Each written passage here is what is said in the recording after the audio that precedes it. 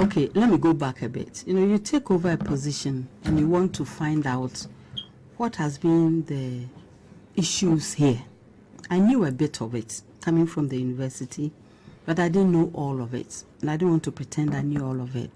And a very important source for me and my team was the Auditor General's report. Okay. I needed to find out how has education featured all these years. And you will find in the auditor's report of 2011, I was nowhere near the ministry. 2011? Yes. And the auditor's report then was talking about the need to obtain financial clearance. Okay, the auditor report is not the NDC. I mean, the auditor is not NDC. And John Mahama is not the auditor. So this report came asking for financial clearance. And let me explain that in education has about 60% of all public sector workers. Okay. So in terms of personnel alone, it's a huge responsibility. And up till today, everybody is trying to get financial clearance. So it wasn't something that I don't know what Mahama's name is doing about these arrears. Okay. So, and why did that come into being? It came into being because of the very nature of our ministry. Okay. If, for example, a school needs a physics teacher, you're not going to wait till the beginning of the academic year to recruit this teacher.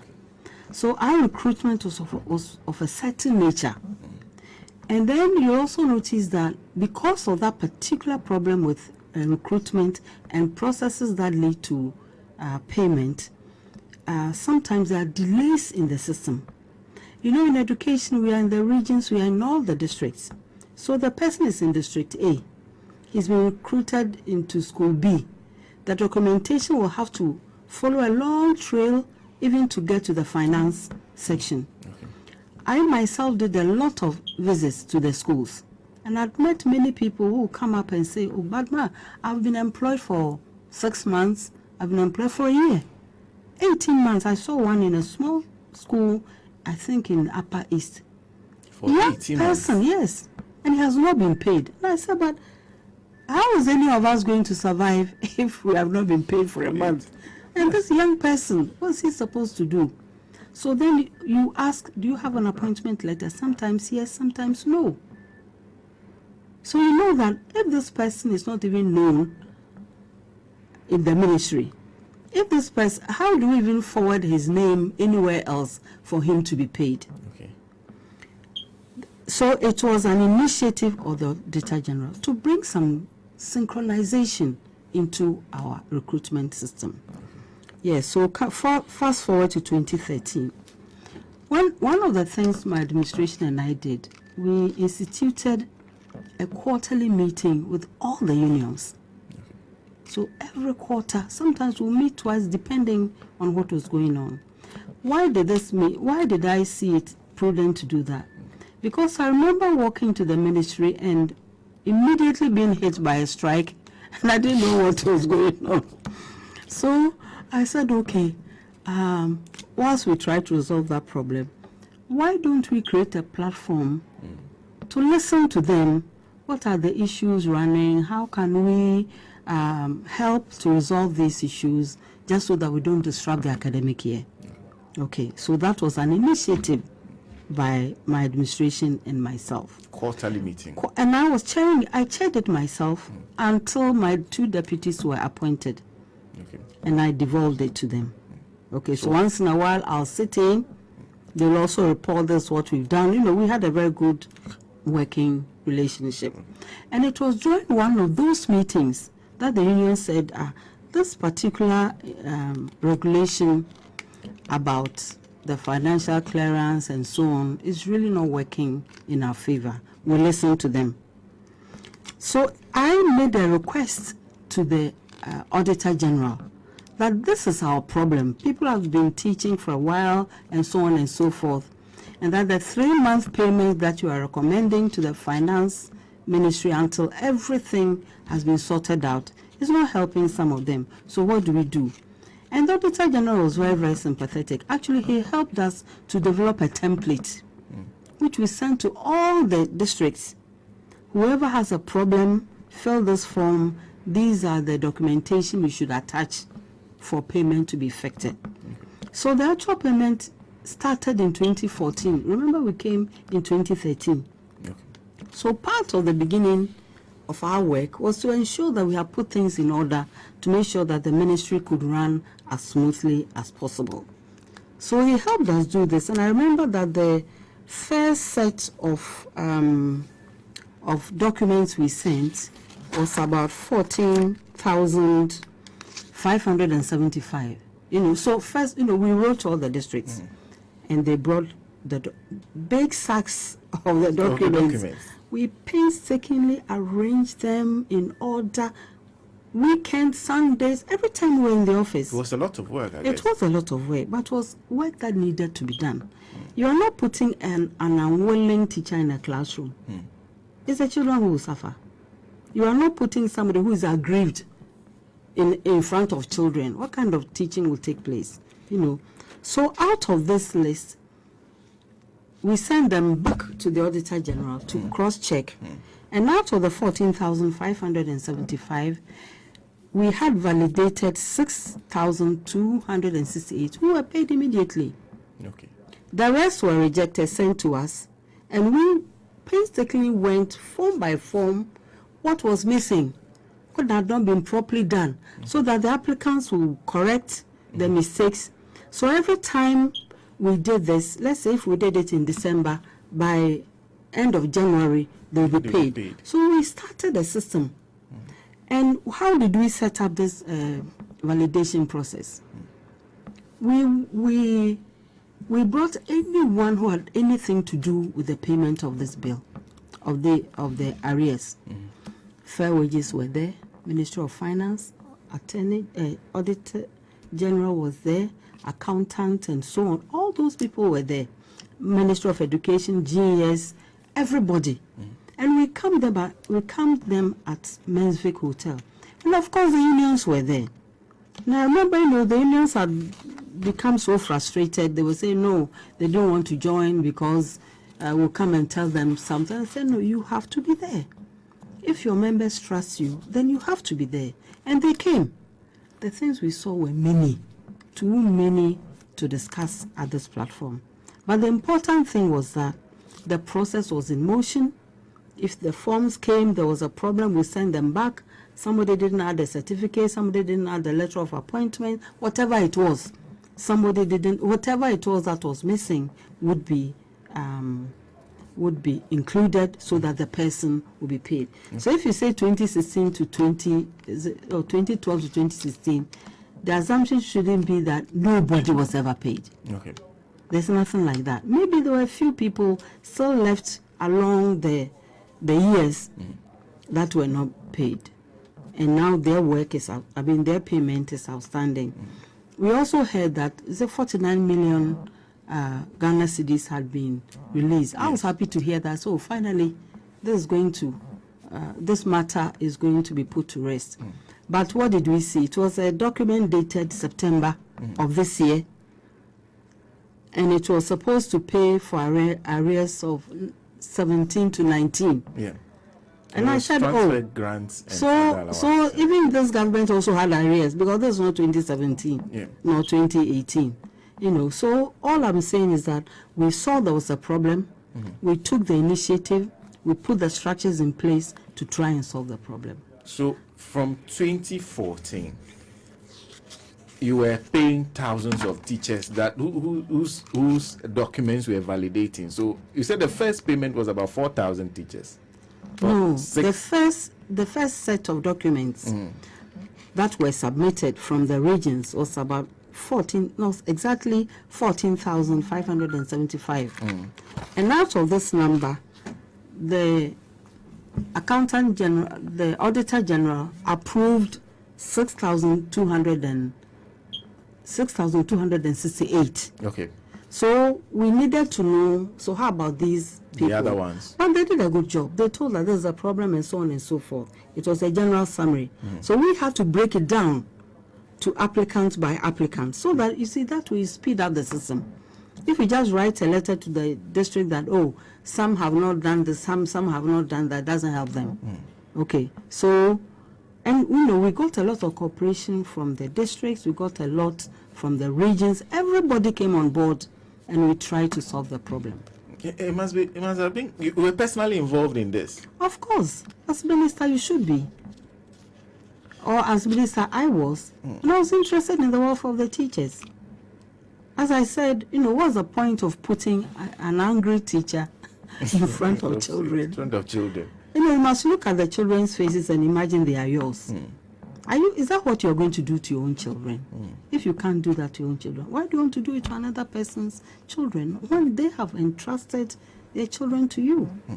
So the team that was at Mensvik, as at the time we were leaving power, they were still working, was it? Of course.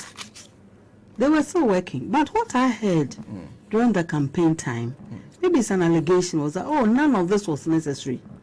And that actually no validation was necessary, because if the finance section has been able to pay 3 months, then they should use the same mechanism to pay all. But you can't do that. You needed to verify. There were so many things that were right. There were so many things too that were not right. And you cannot just, because I've shown up and I said that I worked for 4 years, doesn't mean you should just go ahead and pay. You need to convince somebody. So you need to be sure that that person really did do work for the period. Of course. Of course. But in cases like the one you said, there are teachers who are working, they approach you, and in some cases you ask them, do you have a letter of appointment? And then they don't. Good. So when you discover that, so you find out, okay, so what has been the mode of recruitment? Some teachers get posted, some transfer, some are transferred, some request transfer, there's attrition, there are all kinds of reasons that people will be employed at different times. So you need to find out what is the mechanism for employment. How does this gentleman, how does this lady end up without an appointment letter? When did he, so Mr. Headmaster, can you help us? So we needed everyone to come on board and clean things up so that things are very transparent, they are clear, So you notice that even as time went on, when we recruited, we said effective from. You see, so I don't just go into the school, start teaching. Nobody knows I'm doing that, and yet I'm suffering because nobody's paying me. Nobody knows that you're even working. Exactly. Okay, so these were some of the administrative interventions that we put in place to ensure that things were done properly. I know there's a certain area that relates to the work of the former finance minister, because you talked about the Auditor General. The 3 months payment, you said it was a recommendation from the Auditor General? And the finance, of course. So, if you've been in for that long, we'll immediately pay you 3 months. Then we'll take time to look at your documents. Then whatever arrears that we owe you will be paid. Then going forward, everything is smooth. Okay. Because as I said, you can't just go ahead and pay because somebody says you owe me something. Okay. And as I said, a lot of the documents came. Maybe at the beginning we were getting many rejects, but as time went on, the rejects were reducing slowly. And insofar as everything had been validated, people will be paid. But then if anybody says that, oh, this whole exercise is not necessary, people are just being mean, we'll pay everything, then you are sending another message out there. And if that doesn't go through, then that also becomes another problem. I was just looking at a tweet from a former finance minister who is saying that actually the reason the Auditor General was skeptical about some of the payments was that they realized that about 177 million cedis had been paid to people who actually did not do any work. There you go. They may not be on the field. So what was this? We were not happy. And as I said, you look through the auditor's reports over the years, and education, we didn't look very good. We are always the ones accused of ghost names. We are always always accused of people who have even passed, who are still on the payroll, people who may not even be in the field at all, who were being paid, all sorts of things. And that was why it was necessary to look at the mode of recruitment and see, okay, so how do you enter? When do you leave? And the system was so slow, that by the time it traveled from the district to the region to the center, and then from us to finance and auditor, and so it was too long. So that also tells you, okay, why is it long? Is it because people are just being lazy? Maybe not. Maybe nobody has helped them to appreciate this whole process. Maybe they need a bit of workshop, maybe they need a bit of training, maybe they need some manual, so you need to find out, why is this happening and what can I do? So that you keep improving the system slowly until maybe it gets to a place where it can more or less be on autopilot and everybody will have their peace. They have called it legacy arrears from 2012. As far as you know, did it only date back to 2012? I don't even know what the word legacy is doing there. I don't know what the word legacy is doing there. Okay. We responded to a directive. Okay. And that directive still remains. And now, because you are seeking financial clearance, the system is a bit more orderly. Okay. So it means that if I'm going to employ 5,000 people, and I have the clearance to employ 5,000 people, then it's 5,000 people. Okay. If before then, with all good intentions, it was arbitrarily, it was arbitrarily done, then it means that somebody sitting somewhere who is controlling our finances may never know at any given point even what to budget for you in terms of compensation, because the number keeps changing, and I think it just makes it difficult for anybody to know exactly what to plan for. You have to plan with data. Okay. And if the data is unpredictable, your planning too may not be as good as it ought to be. So these were all measures that were put in. Okay. So, to you, you said the Auditor General's directive for financial clearance. You saw it in the 2011 report. Yes. So, which means that perhaps during your administration, it was a requirement that before you recruit somebody, you get financial clearance for them. So the people you were dealing with, they did not exactly get financial clearance. Were they recruited before that directive? You see, what I'm trying to say is that in the 2011 report, a new directive had been given. Okay. But when we were paying, we didn't say that it has to start from the 2011.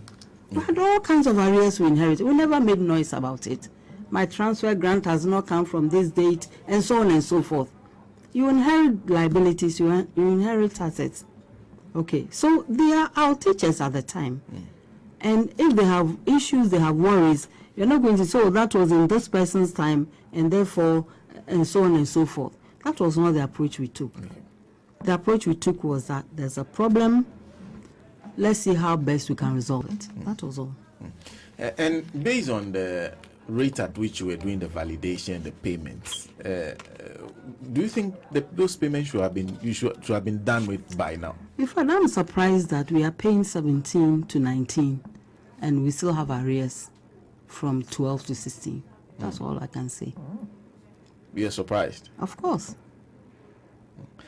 But then I don't know where things are at with the validation, whether it's still going on, whether it's been cancelled, what the issues are. We are told 95% has been cleared. From what time did we start clearing this? I was speaking to the unions, and I spoke to somebody from the CCT, and he indicated that actually majority of the teachers were validated and paid before you left power. What I'm saying is that we set a very effective system in motion. And because everybody came along and because we were so supportive, I'll go to any district, go to the office, talk to the district director on many issues. But also this was part of it. So how is this process going? Any difficult, what should we know? Yeah, we know the reports were there, but some of us also feel that the personal touch is always very important. And as I said, insofar as if you bring the validated ones, within 30 days. You paid. Yes. But we never claimed anywhere that we are paid everybody. You see, simply because government has changed doesn't mean life has changed. The processes go on. Life goes on. Okay. Well, I'm sure as a teacher, you may have been, I don't know if you've heard some persons within the current administration say they actually feel that they are paying the teachers out of pity. Oh, I haven't heard that. That Well, I haven't. You see, I haven't heard that. Why pity? If you owe someone and you pay, where's the pity coming from?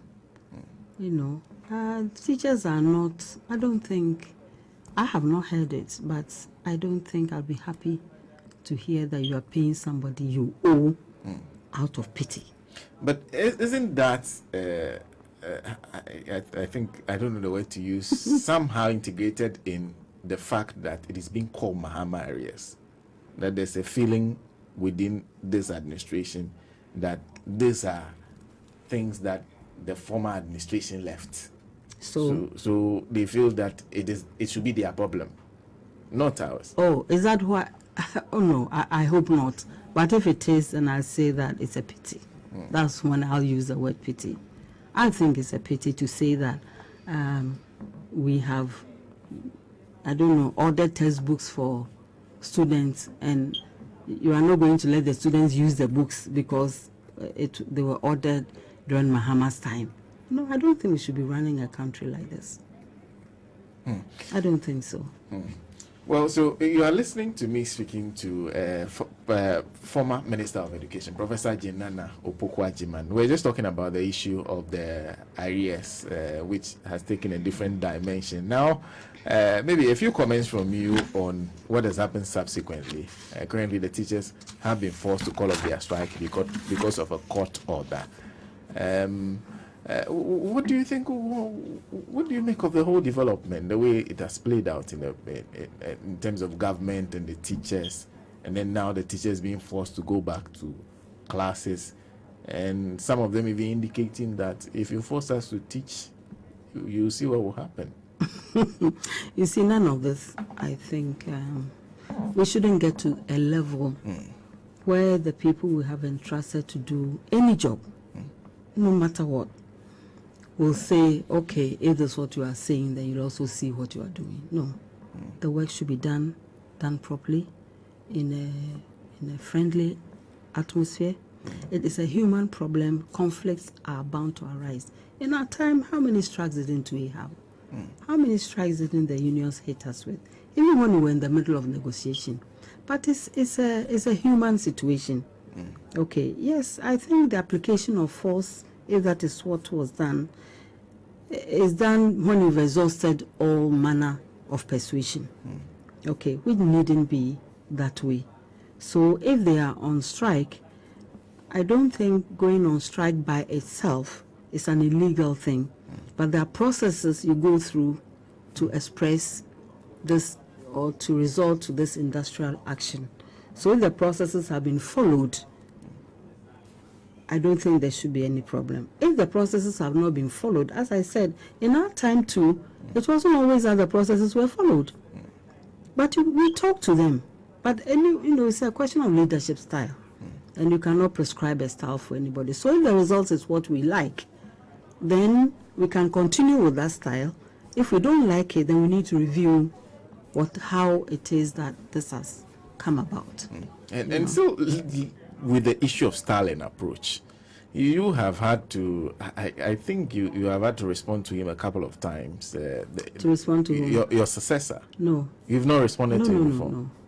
No, I don't have any interest in responding to him as a person, no. Okay. No. But you've responded to some of his comments? No. No.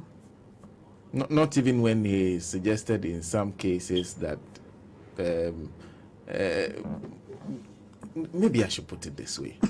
do you sometimes get worried about some of the things that come out from your successor when some of these things happen? For example, teachers go on strike, and the very thing you say is that, they were asked to go on strike by the NDC.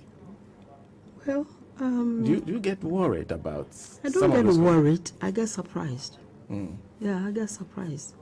Because this is not the first time in the history of this nation that our teachers have been on strike, or anybody else, for that matter, has been on strike.